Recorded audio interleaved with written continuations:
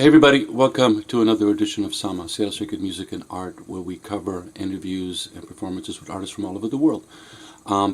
Today I've got Pascuala Ilabaca, singer-songwriter and accordionist from Valparaíso, the Valley of Paradise, Chile, in central Chile, known as the cultural hub of the country. We'll go more into that in quite a bit because it's one country I haven't visited yet, and I'd love to spend some time there.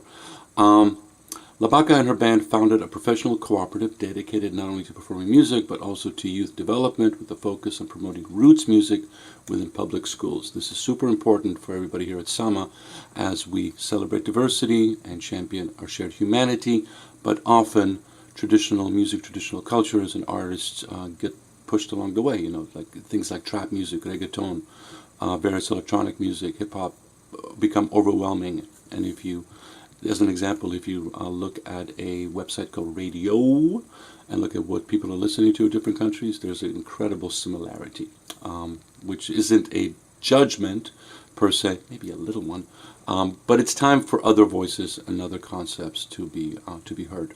Also, Pascuala has a new record on which it was taking a twist on a feminist twist on certain musical styles that often will play up to the fact of ungrateful women leaving, and it's a bit of a misogynist perspective on how do I say this, on heartbreak. It's always from the guy's perspective, and it's time for other perspectives on there. So we're going to see some music. We're going to see a video. Obviously, she's a modern artist, so video is super important. And then we're going to get into a conversation with Pascuala Ilabaca from Chile. Thank you for being here. Pájaro negro, crucé las palmeras,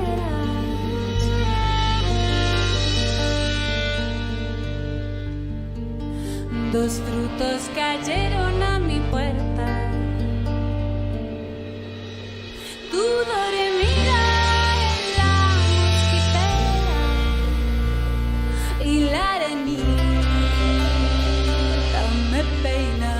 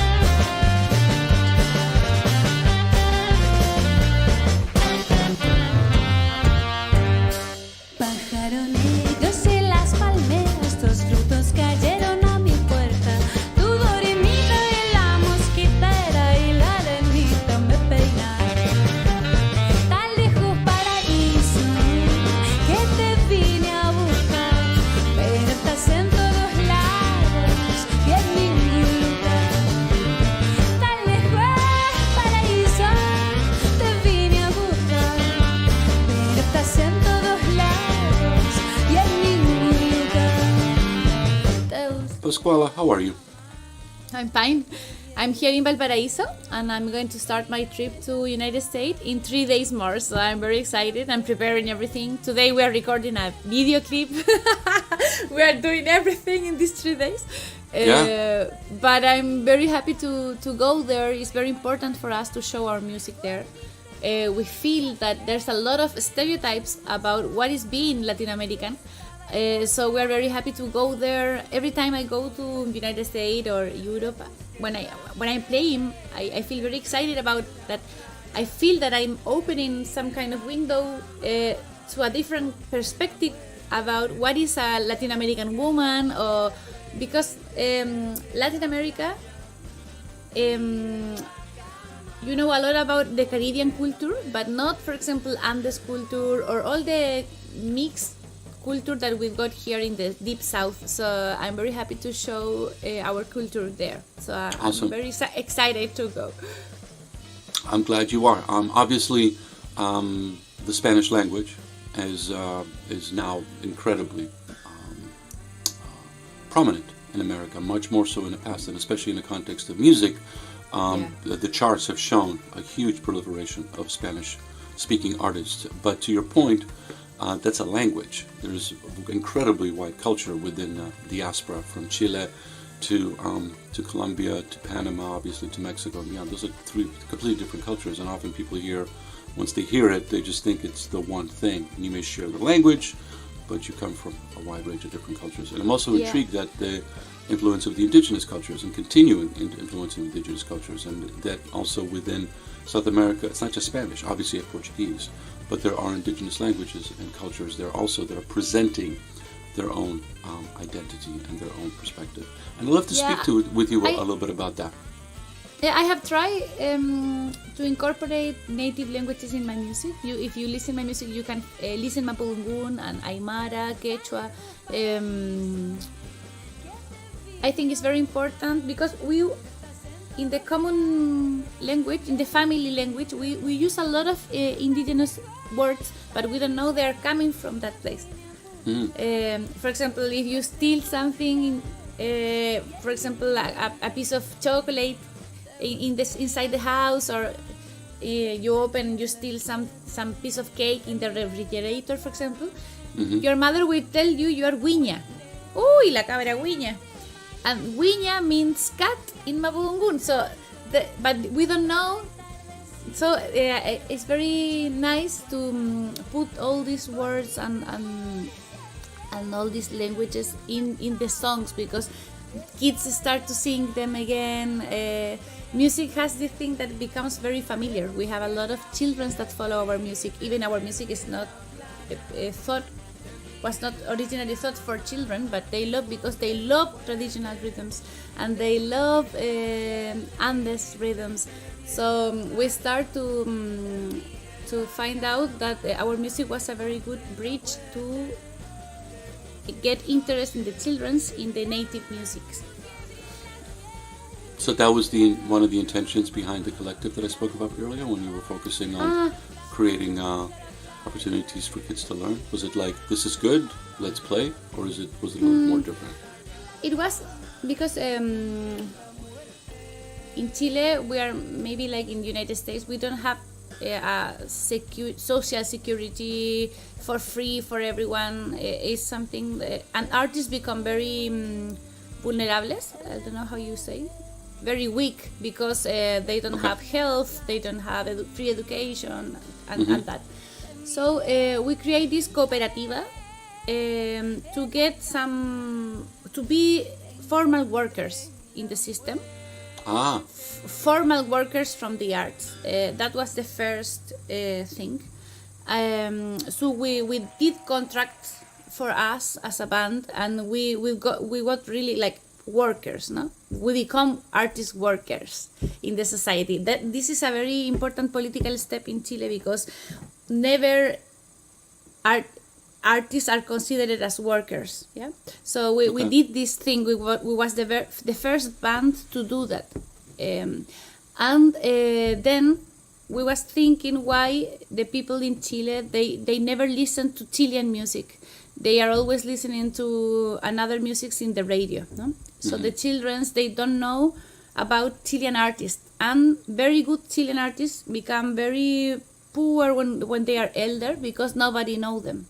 So we decide to start doing music tours in the national schools, so we can show our music and also the history of another women musicians from Chile, and teach that to the children. That was the purpose.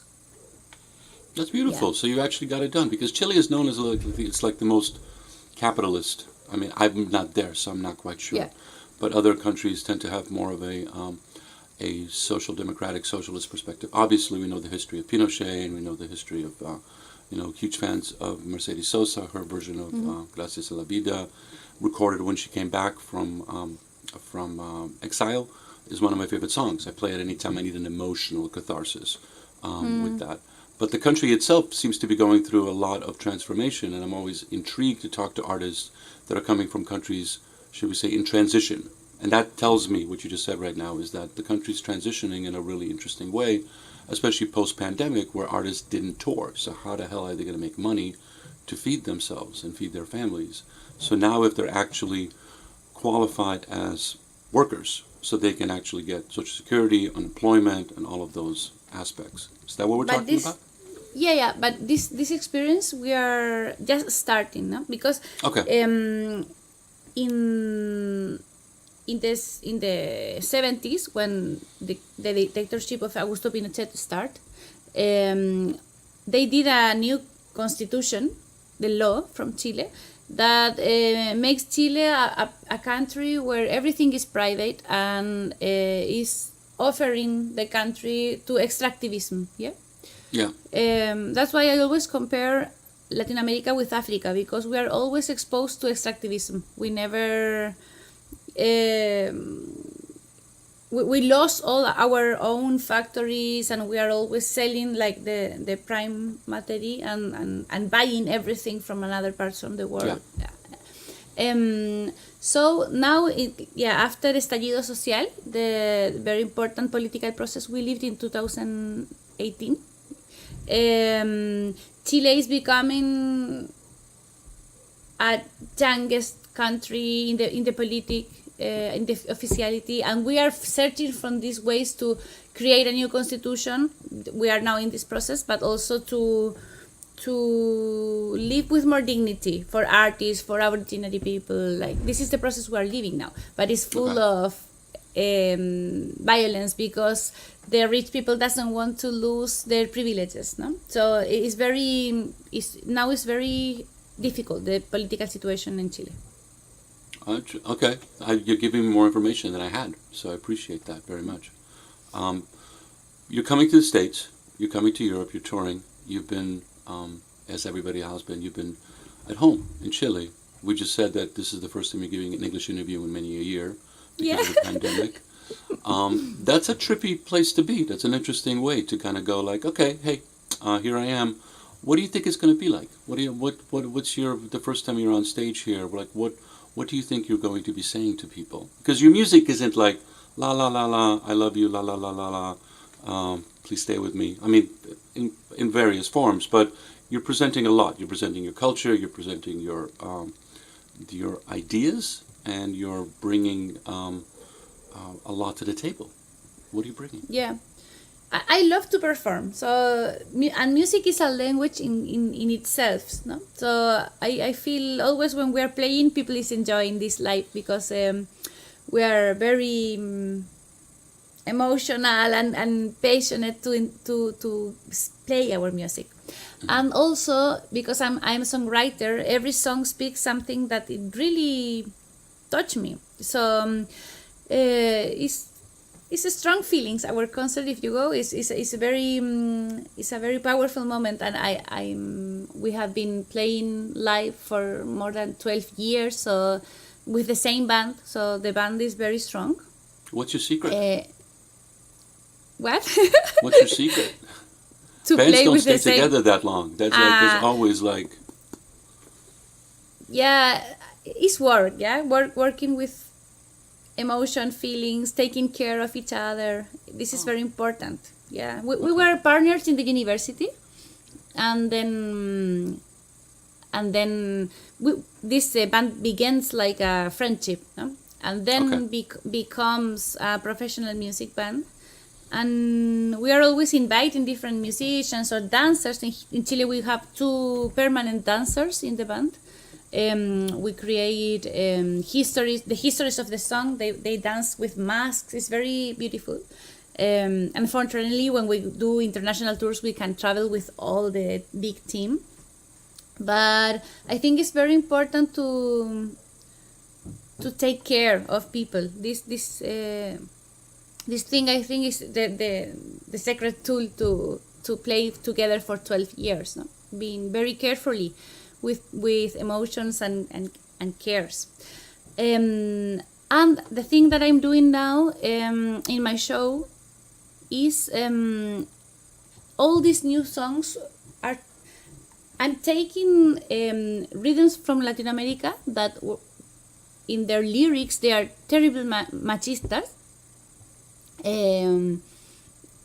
For example, ranchera, bolero, vals, Peruvian vals, even songwriters, songs like protest songs. They protest songs. They're also very machista because, for example, if you think in revolution in America Latina, you will sing in Che Guevara or Comandante Marcos. Like there's a lot of men, revolutionary men that you can know. You can have a teacher with their face, but you never know the revolutionary women from Latin America. So I'm trying to create lyrics that shows a different way of feeling and thinking about how we want to be, how we want to be in this moment in the world, no? Like for example, this Huayno that I showed, ¿Por qué se fue la paloma? My new song. Huaynos, they always speak about this terrible woman that you gave her love and then she left you, no? And my song is not speaking about the opposite way, like, yeah, but you was not a good man. No, the woman is saying, I'm free. I can come and I can go. I'm free. I'm not. The song is not speaking about you was bad, that's why I left. No, it's speaking about new ways of the new way of relationship we're looking for to the future. How we want to love from now to the future, no? Perfect.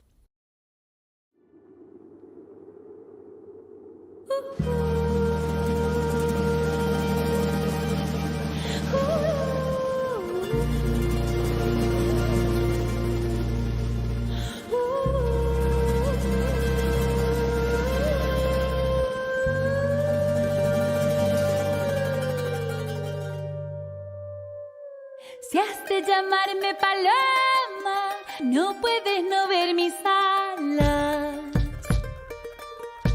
Si has de llamarme paloma, no puedes no ver mis alas. Me construiste una casita sin siquiera preguntar. No es pa' mi cuello el collar, ni mi casa un palomar. Ay, ni mi casa un palomar. Así como soy paloma, toca volar, toca volar.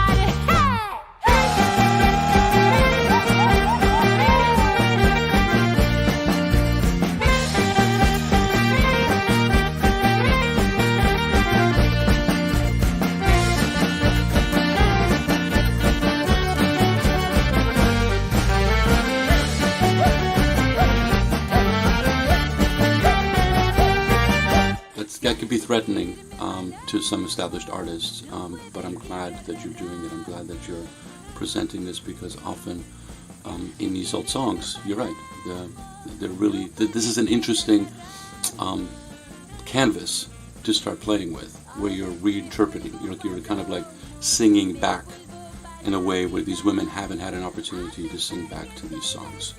So it's a beautiful, I look at it as like a journey. And you're telling the story from your perspective now. Does that make sense? Yeah, I mean, not only me, it's my generation. We are all and the young kids, we are all trying to love in a different way. So less possessive, not feeling that love is something that hurts. So this feeling about love, this is a contemporary feeling, must be in songs with traditional rhythms, because if not, everything that you listen in a traditional rhythm is going to be a mentality from the past, no? So this is a duty to put our contemporary thinking in the ancestral rhythms. That's beautiful. So you've been doing this for a while. You also went to India, which is a completely different culture. And you had a band, I guess the band's still together, Samadhi. How is that experience? Because first of all, most people don't travel. But spending time in India and performing and learning about that culture and then coming back to Chile, traveling, learning about traditional culture. How are you combining all of those things into the work that you are right now? How do they play together? Yeah, when I was a kid, I lived in India for 1 year. Since 10 years, I left from Chile when I was 10, and I come back when I was 11, 12. Mm-hmm. And that was very transforming for me, because I realized that Latin America is not totally Western. Because always they tell you are Western. But Latin America is a different culture, and we also have a very important relationship with nature. And the way when humanity connect with nature is a different way of feeling and thinking reality that is not so Western, I feel. Because and when I went to India, I realized that we were very similar. We were very similar in many things, and nature is taking a very important role. For example, if maybe the people more similar to each other is people from Andes Mountain and Himalaya Mountain, for example, because they are living such a similar life. So they start to do music similar, and they dress with these super strong colors, and they are really similar, Himalayas people with Andes people. Or maybe all the people who grow up in the beach, they are going to play some kind of similar music because they are living a relationship with nature that is in common. Mm-hmm. So when I came back to Chile, since I was a kid, I was feeling I was not Western. And this, I think, changed the way the rules that I assume. Because when I started studying composition, everyone tell me, your songs cannot last more than 4 minutes. What are you doing? Your single is 6 minutes. This is not possible. Yeah. But I was sure that in another country like India, 1,200 million of people, they were listening songs that last for 1 hour. Oh yeah. So I was sure that this is possible to do. See? So I start to be very sure about that we can make things as we like, because world is very diverse. And also I have not to assume I'm Western, because in many ways I'm not Western. I'm Latin American. So I have always mixed up. After I went to India to study in the university, I studied singing, and I have been all my life going and coming back. And I feel this music is very familiar to something from the music from Chile. For example, one Mapuche woman will sing like that, like Mapu, Mapu, mei, Mapu, Mapu, mei, Mapu, Mapu, mei. One Mapuche woman from south of Chile. And in India, you can sing like that, like Sariga ma pa ra. So it's the same thing, because it's the same feeling about sound is part of the nature. So sound is like a wave, no? Mapu mei or ma.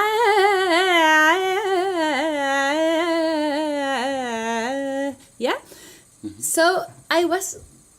I deeply feel that this music is very familiar. So there's no problem with mixing those worlds, because we are already connected by the way that we looked nature all our life as culture. That's beautiful. Thank you. I love that story. It's hard to get that explained, and I really appreciate it. I interrupted you.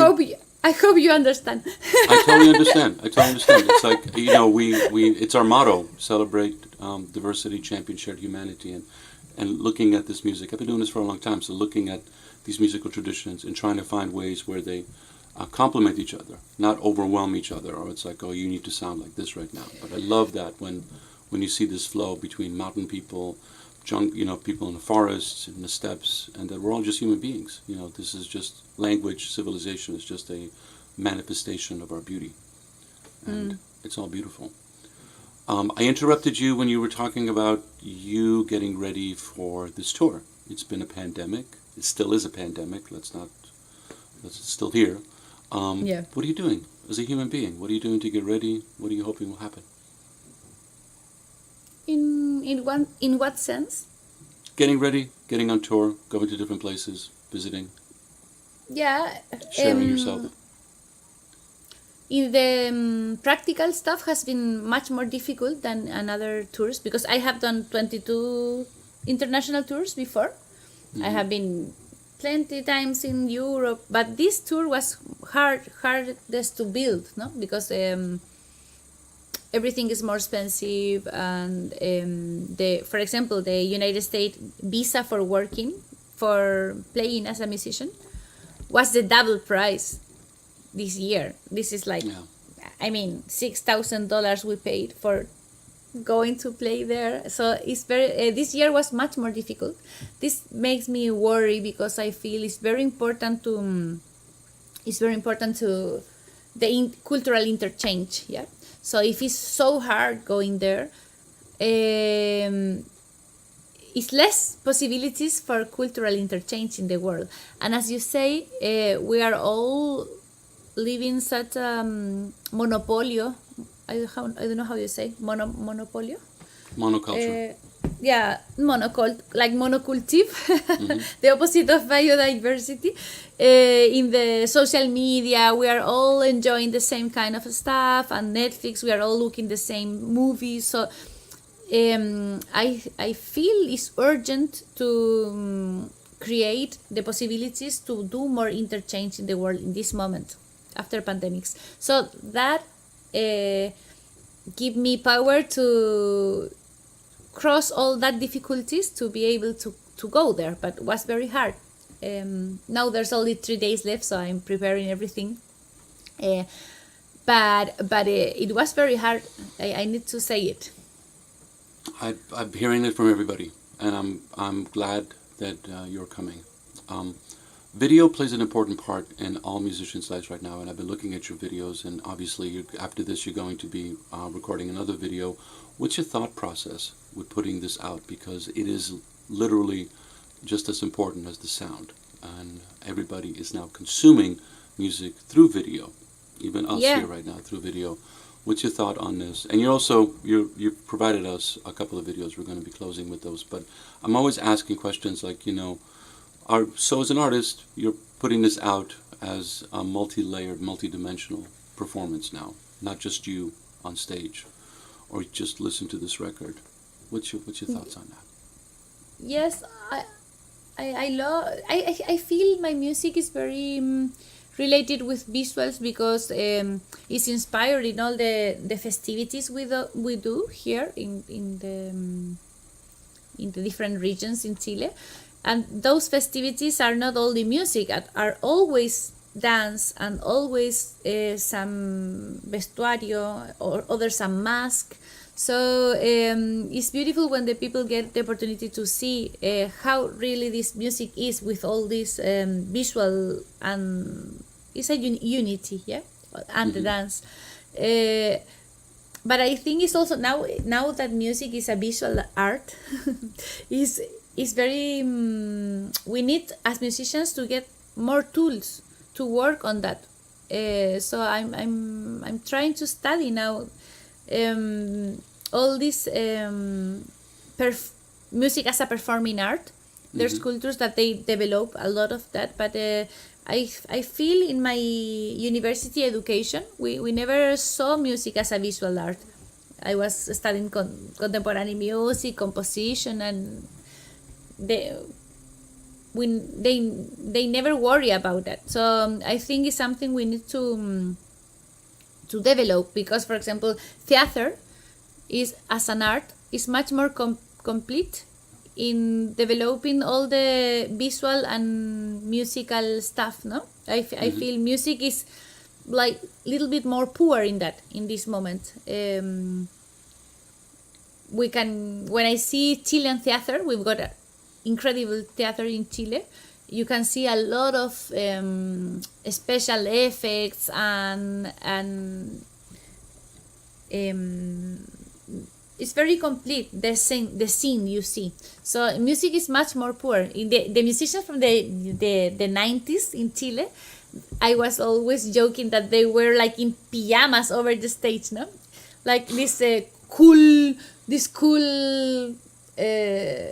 feeling of being like, where I am, I don't know where I am, I'm using my pajama, like everything is so, I'm on the stage but I don't know where I am, something like that. That was like the cool spirit of being a musician. But now everything is changing, and I can feel how the woman, we are taking more space in music, and also with women, all the performing part is becoming more strong in music. Perfect. Thank you. That's so true. I mean, in Seattle, there was a grunge scene in the 90s, and you basically just walked up the street with your hoodie and your ripped jeans and you started playing. There was no thought about this. There was no separation audience. But I think you brought up the point of social media, and there is a monoculture with that. But there's more performance now in general. Like, you're seeing in popular music, people are dressing up. People are performing more. Like, you've got your little videos, TikTok and beyond. It's like, it's not just you. It's like you have to do so much now. And on YouTube, you better spend some production value on there. You're not going to get it's just an interesting mindset as a musician. You're totally right. You have to think like a theater person, where it's like all of those parts need to be covered, but not from a global perspective. And in the video we just released, I invite people that is seeing this interview to check this video, ¿Por qué se fue la paloma?, in YouTube. And in this video we were researching a lot of months before we did the video. I invite one woman, Aymara, from this aboriginary culture from the north of Chile, to live in my region for 2 months, and she was teaching us how the Andes culture symbology for the dresses. For example, if you use I don't know how you say this, ponytail. Yeah, braid. Yeah, one braid, for example, if you use one, it means you are single, or if you use two, it means you are married, or if you use the hat in which style, it means a lot of different social and cultural things, no? So she was teaching us all of that, and then we create all the customs, including this symbology to liberate that woman that was originally coming from that culture. So it is very, we did a very important work with her since September last year, and we just released the video, but was a very deep process. Pascuala Ilabaca, thank you for being here. Thank you. I appreciate you. Look forward to catching you in the United States and Europe, and your touring calendar is very interesting. You're playing on Vashon here in Seattle and Seattle proper. You're going to have you been here before? Yeah, I was playing in the Triple Door in Seattle. Okay, perfect. For maybe twice or 3 times. Yeah. Okay, then I need to know more about this.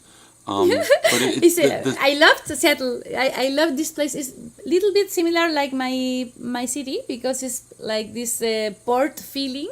With a lot of movement and crazy people going in the street, and some relaxed feeling in the city. I loved. And good coffee. Okay, awesome. Awesome. I look forward to seeing you here. This has been great. I want to thank Mark for setting up this interview. Thank you. Thank you very much. Best of luck and best success.